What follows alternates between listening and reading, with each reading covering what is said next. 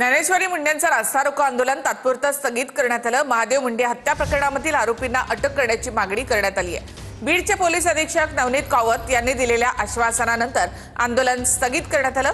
ज्ञानेश्वरी मुंडेंच्या कुटुंबियांसह रास्ता रोको आंदोलन सुरू होतं। ग्रामस्थ सुद्धा या आंदोलनामध्ये सहभागी झाले होते।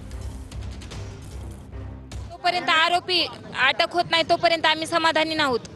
हे तात्पुरतं आम्ही आंदोलन स्थगित केलं आहे। एसपी सरांनी आता जे आश्वासन दिलं की आपण SIT स्थापन करू आणि आरोपींना तात्काळ अटक करू, यावर हे आंदोलन स्थगित केलं आहे। पण आरोपी जोपर्यंत गजाआड जात नाहीत तोपर्यंत मी समाधानकारक नाही आहे, कारण माझ्या पतीची खूप निर्गुणपणे ह्यांनी हत्या केलेली आहे। त्यासाठी मी समाधानकारक तर नाही आहे। तर रोहित पवार यांचा ट्विट आपण या संदर्भातला पाहूया।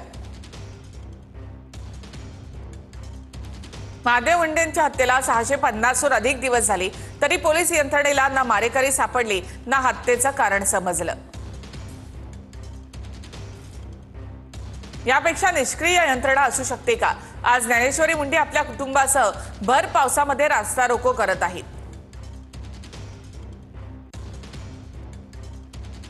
हे चित्र महाराष्ट्राला शोभणारं आहे का याचा विचार सत्ताधाऱ्यांनी करावा।